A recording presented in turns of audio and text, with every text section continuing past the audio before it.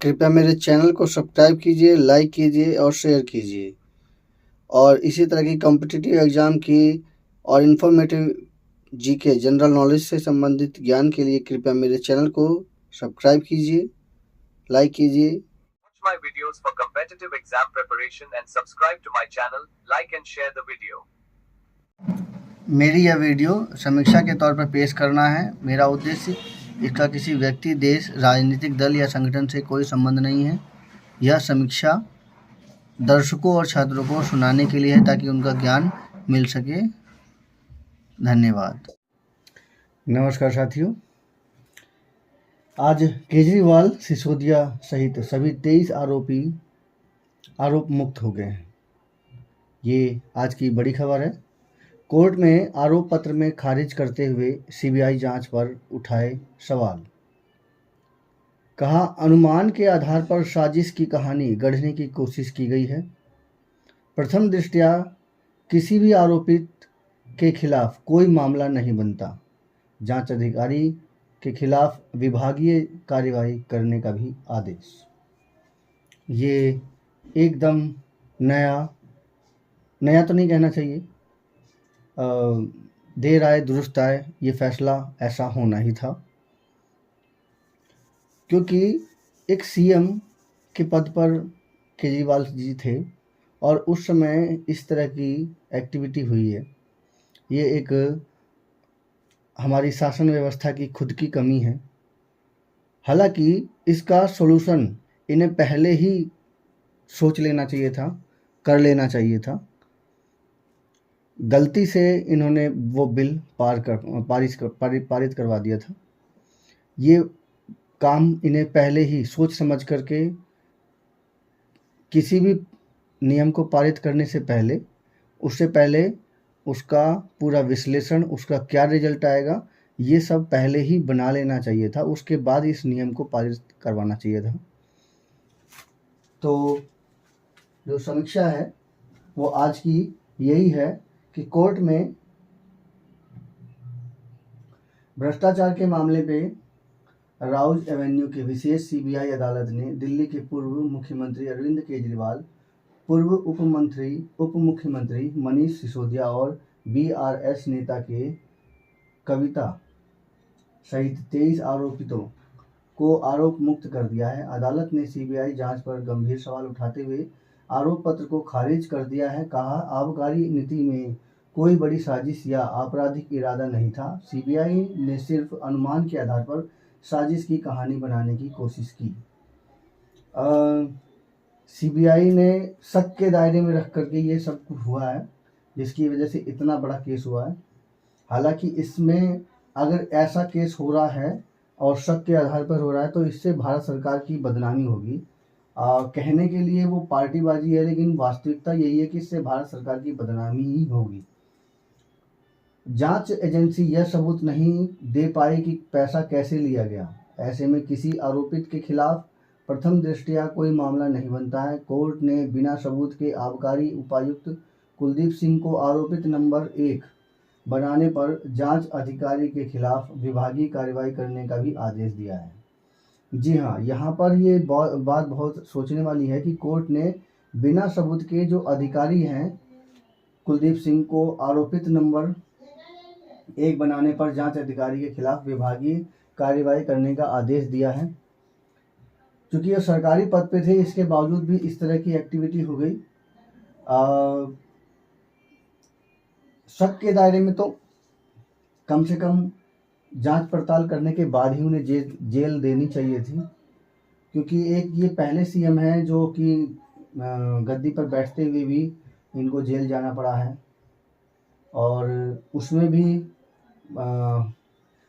बाइज्जत बरी किए गए हैं। तो इससे तो कहना चाहिए हमारी शासन व्यवस्था पर उंगली उठती है, चाहे वो पार्टी हो, चाहे वो केंद्र सरकार की जो भी पार्टी हैं। कुल मिलाकर के तो इससे देश का ही नुकसान हुआ है। हाँ, न्यायपालिका का ये जो फैसला है उसका असर पूरी जनता पे पड़ा है। फैसला सुनाए जाने के दौरान केजरीवाल व सिसोदिया कोर्ट में मौजूद रहे और बाद में बाहर मीडिया से बात करने के दौरान केजरीवाल रो पड़े। वही ट्रायल कोर्ट के फैसले के खिलाफ सीबीआई दिल्ली हाई कोर्ट पहुंच गई है। जांच एजेंसी के अनुसार ट्रायल कोर्ट में कई पहलुओं को या तो नज़रअंदाज किया गया या ठीक से विचार नहीं किया गया। देखिए, ट्रायल के दौरान जो भी हुआ है उसमें सीबीआई दिल्ली हाई कोर्ट पहुंच गई। ठीक है, सीबीआई अपना काम कर रही है, केजरीवाल जी अपने काम कर रहे हैं, लेकिन जो इसकी वजह से जो दरार हुई है, कहना चाहिए कि भारत सरकार के ऊपर जो दाग लगा है कि एक सीएम रहते हुए उन्हें जेल जाना पड़ा है, एक इस आरोप में कि लास्ट में वो बरी भी हो जाते हैं, इसके साथ बाकी भी। तो ट्रायल कोर्ट ने तो ऐसे में तो जाहिर सी बात है केजरीवाल भावुक हो ही जाएंगे। केजरीवाल क्या, कोई भी जिनके साथ अगर ये मतलब निष्कलंक टाइप का आरोप लग रहा है और वो भी सीएम पद पे बैठे हुए हैं, तो इस तरह के आरोप लगने पर तो इस भावुक हो ही भी जाएगा कोई भी। तो भावी राजनीति बहुत ही गंदी है। अब किस तरह की है, ये पार्टीबाजी है या जो भी है, लेकिन इससे इस पूरे प्रकरण में कुल मिलाकर के देश का अपमान ही हुआ है। अगर विदेशी इस न्यूज़ को पढ़ेंगे तो इससे देश का अपमान ही माना जाएगा। भले ही वो ये नहीं पढ़ेंगे कि ये केजरीवाल जी दूसरी पार्टी के हैं और वो सीएम पद पे थे और केंद्र में कोई दूसरी पार्टी है, वो ये पढ़ेंगे कि एक सीएम रहते हुए उन्हें जेल जाना पड़ा और बाद में वो बरी हो गए। तो सुनवाई के दौरान तो ऐसे में पार्टी वालों को भी ये ध्यान रखना चाहिए कि क्या सही है क्या गलत है, किससे देश की छवि खराब होगी किससे नहीं होगी। हाँ, इतना तो मैं जानता हूँ कि मेरे ख्याल से 101% कि मोदी सरकार के ऊपर भी इस बार इसकी वजह से उंगली उठेगी कि एक सीएम पद रहते हुए भी उन्हें जेल जाना पड़ा है, भले ही वो दूसरी पार्टी के थे, चाहे भले ही वो विपक्ष के हों। तो ये किस तरह की राजनीति है, कितनी मतलब एक तरह की गिरी हुई राजनीति चल रही है इस समय पूरे भारत में, या क्या कह सकते हैं।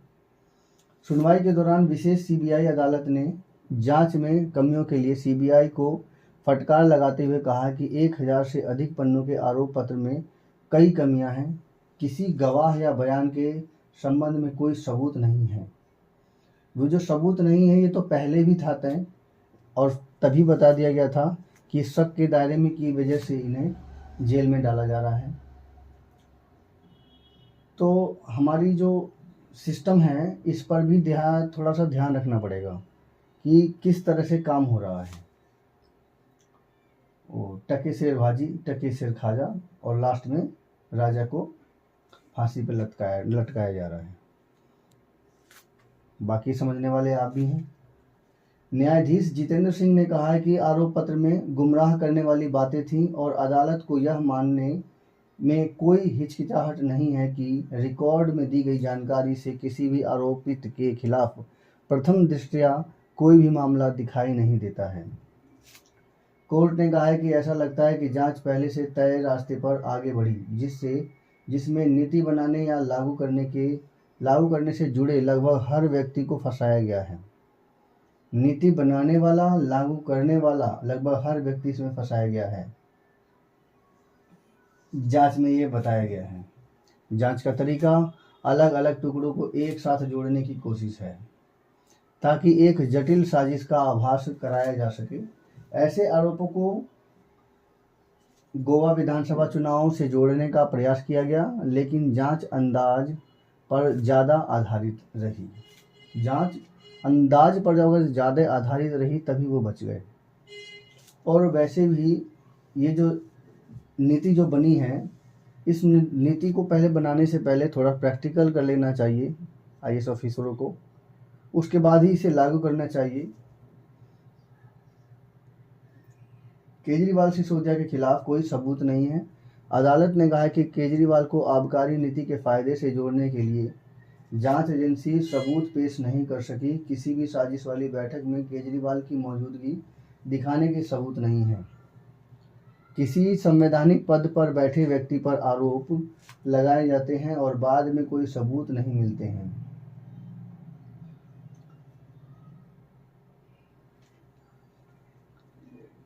तो जनता का भरोसा कम हो जाता है। देखा ना, वही बात है कि जनता का भरोसा, जनता तो वो है, पार्टी तो है नहीं जनता, जनता तो उसमें सब कुछ आ जाता है और ऐसे ही देश भी सभी में आता, सभी के में आ जाता है। तो जनता पर भी भरोसा कम हुआ है और भारत सरकार के भी ऊपर उंगली उठी है, चाहे भले ही वो विपक्ष पार्टी के हों, पर उंगली तो उठी ही उठी है। ये चाहे बीजेपी वाले माने या ना माने, लेकिन उंगली उठी है।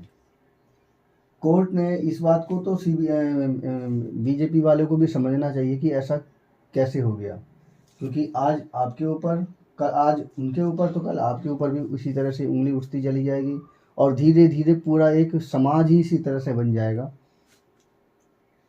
तो कोर्ट ने कहा है कि सीबीआई सिसोदिया के खिलाफ भी केस बनाने की में नाकाम रही है और थोड़ा सा कमी यहाँ पर भी रही है कि हम लोगों के जो फैसले होते हैं ना, वो बहुत लंबे समय बाद उसका रिजल्ट आता है और उसी वजह से ये सब होता है।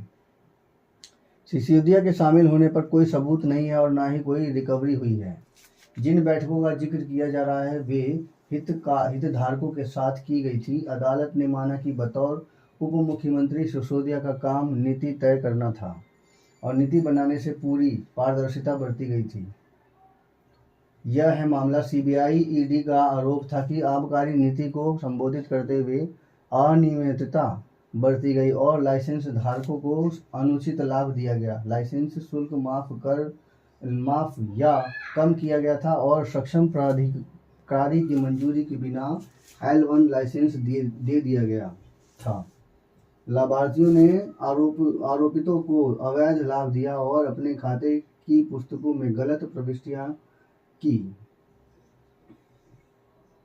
आरोप यह भी है कि आबकारी विभाग ने नियमों के विरुद्ध एक सफल निविदाकर्ता को लगभग 30 करोड़ के बयान राशि वापस करने का निर्णय लिया था। कोरोना महामारी के कारण 28 दिसंबर 2021 से 27 जनवरी 2022 तक निविदा लाइसेंस शुल्क पर छूट की अनुमति दी गई। इससे सरकारी खजाने को 144.36 करोड़ रुपए का नुकसान हुआ। एलजी की सिफारिश पर सीबीआई ने प्राथमिकी दर्ज की थी और इसी प्राथमिकी पर ईडी ने मामला दर्ज किया था।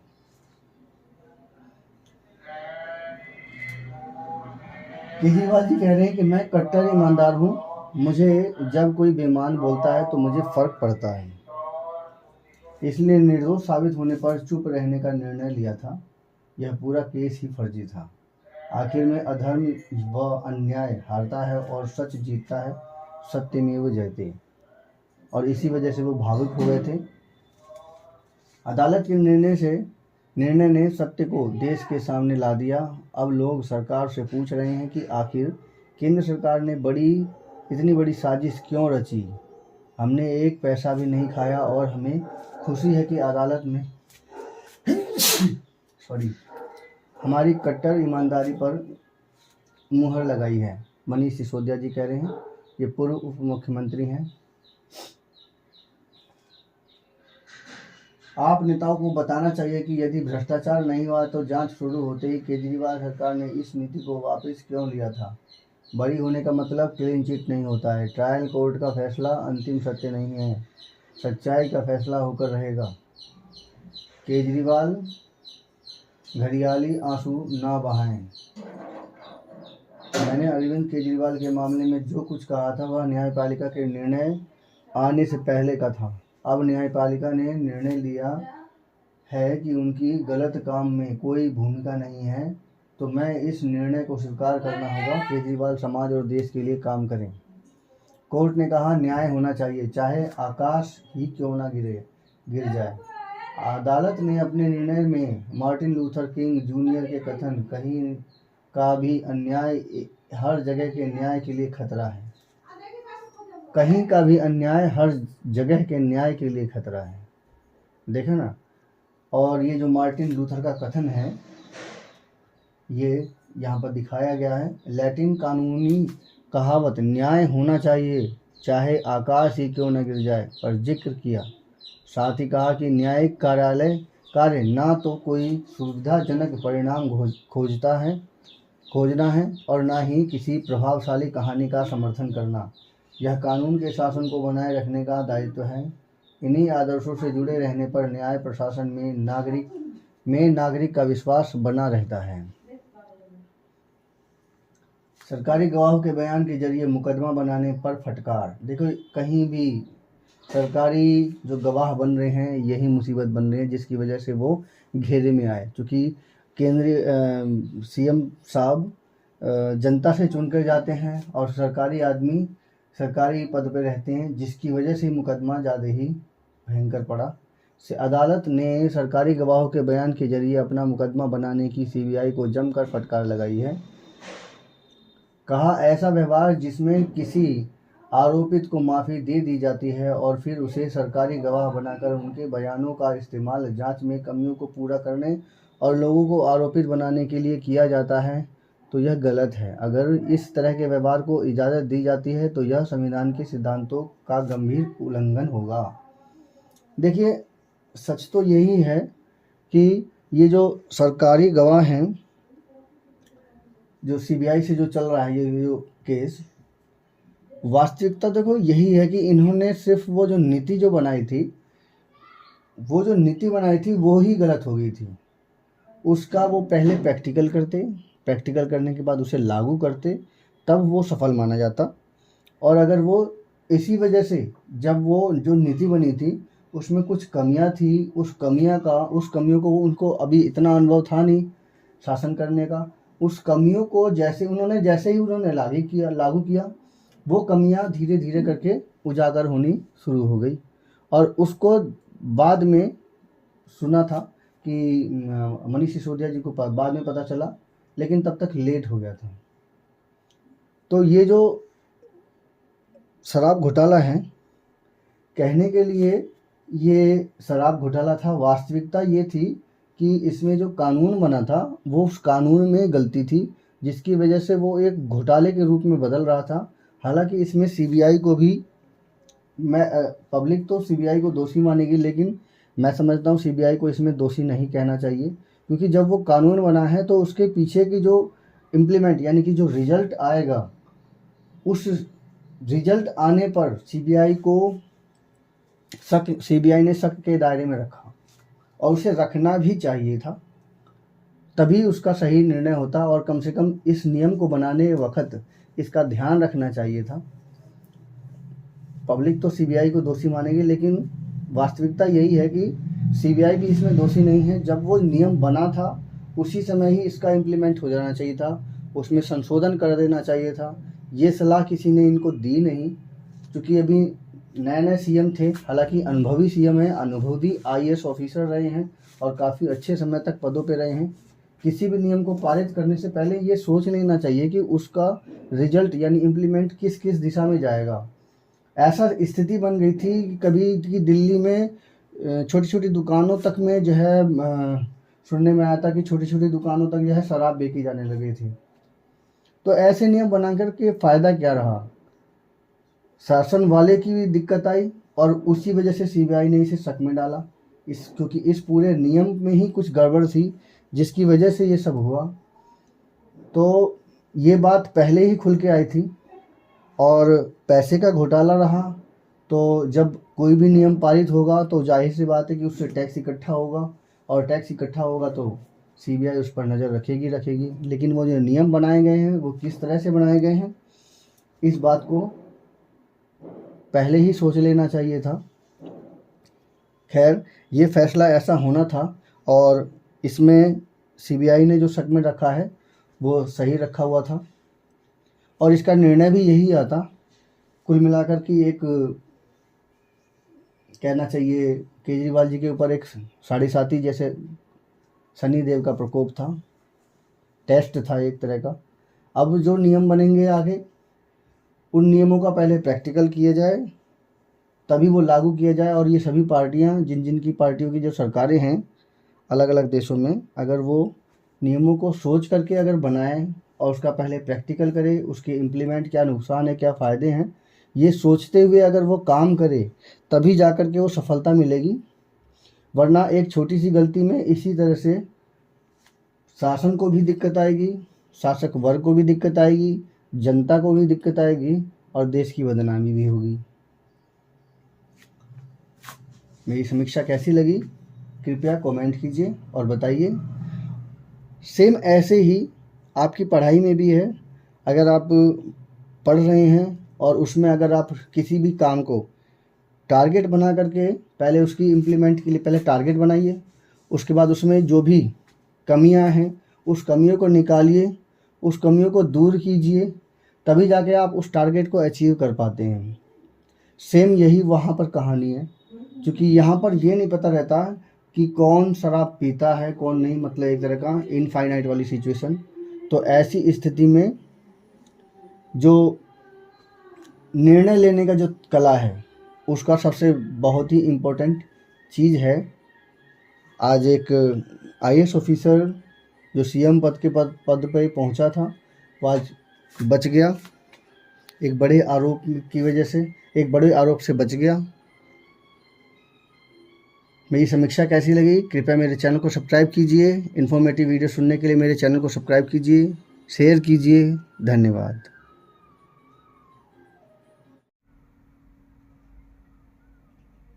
Thank you for watching. Subscribe my channel and watch the next video. Thanks.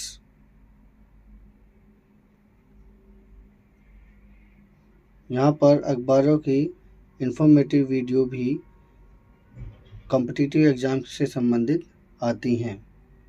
धन्यवाद।